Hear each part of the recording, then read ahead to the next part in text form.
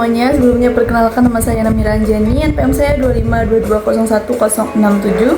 Saya dari Universitas Jenderal Ahmad Yani Yogyakarta, Fakultas Kesehatan, Prodi S1 Keperawatan. Di sini saya akan menggambar skema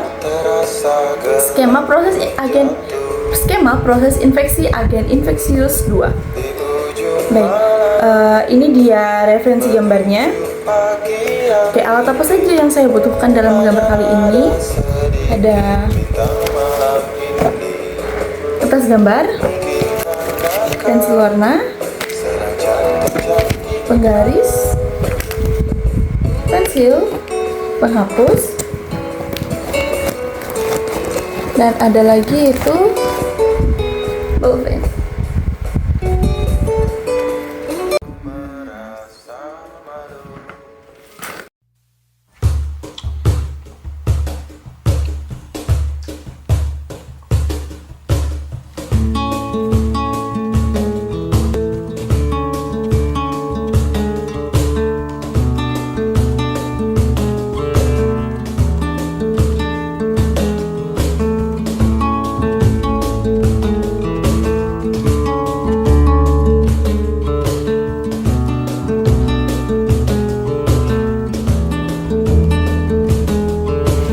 Tak terasa gelap pun jatuh di ujung malam, menuju pagi yang dingin. Hanya ada sedikit bintang malam ini. Mungkin karena kau sedang cantik-cantiknya.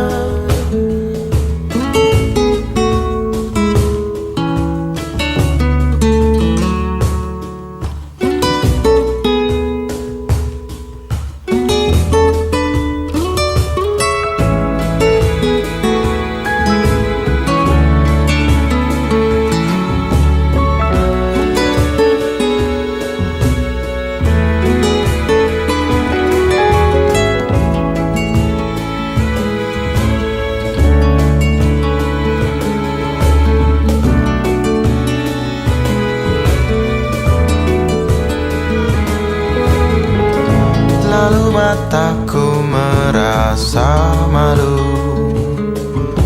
semakin dalam ia malu kali ini.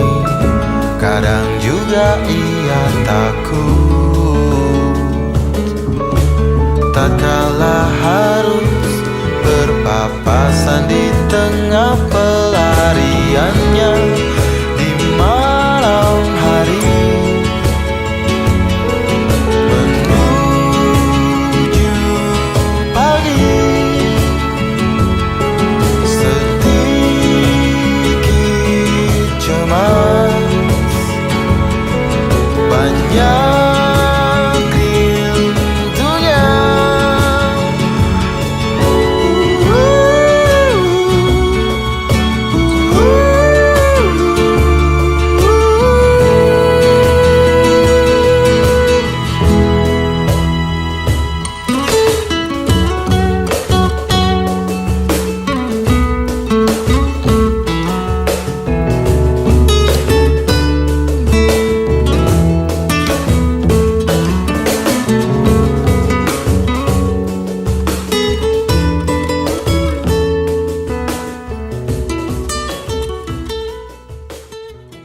Oke, gambar dari proses infeksi agen infeksius setelah saya buat. Ini dia gambarnya.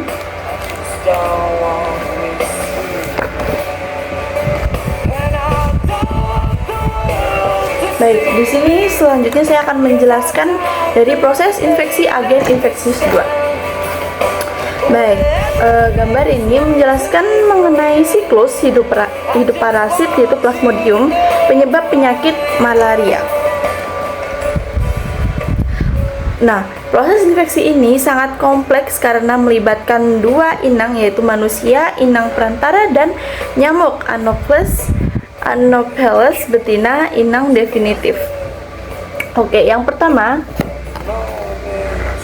Fase di tubuh manusia atau siklus aseksual. Fase ini dimulai ketika nyamuk yang terinfeksi menggigit manusia untuk menghisap darah. Oke, jadi infeksi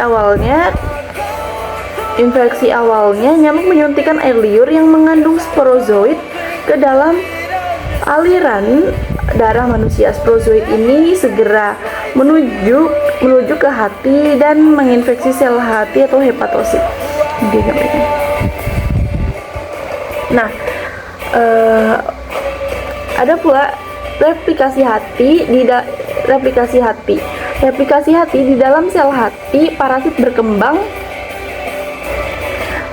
berkembang biak secara aseksual atau skizogoni eksoritrosit. Sel hati kemudian pecah dan melepaskan ribuan merozoid ke dalam aliran darah gitu. Baik, yang keempat yaitu sel darah merah.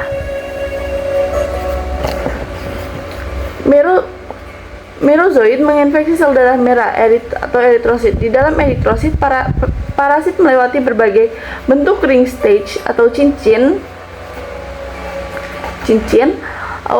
trofozoid hingga menjadi skizon. Ketika skizon pecah, eritrosit hancur dan melepaskan lebih banyak merozoid dan racun yang menyebabkan gejala demam khas malaria. Nah, selanjutnya itu pembentukan gametosit.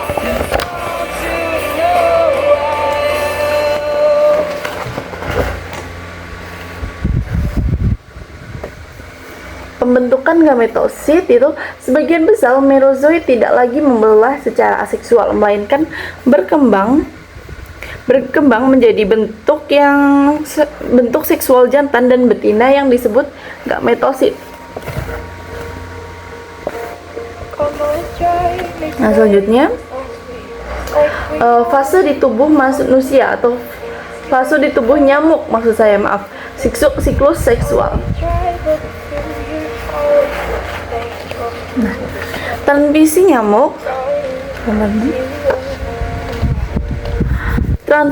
ke nyamuk.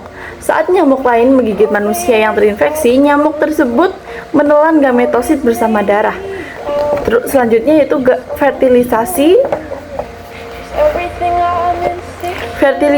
di dalam perut nyamuk. Gametosit jantan dan betina bertemu atau fertilisasi dan mengalami meiosis untuk membentuk zigot yang kemudian menjadi ookinet yang bergerak. Selanjutnya transmisi ke nyamuk. Selanjutnya adalah pembentukan ookista. Ookinet menembus dinding usus nyamuk dan membentuk ookista. Selanjutnya itu adalah pematangan sporozoid.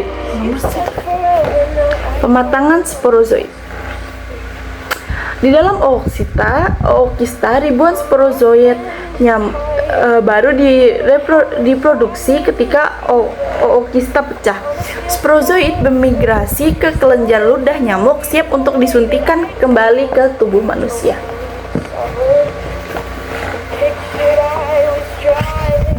Gitu. Baik, jadi kayak vektornya yaitu nyamuk Anopheles betina. Gejalanya biasanya tuh muncul saat parasit berada di fase intraeristositik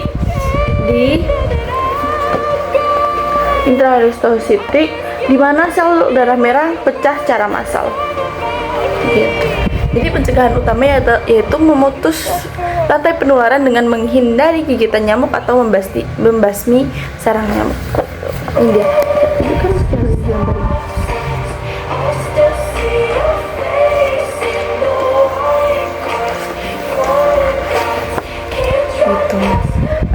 Sekian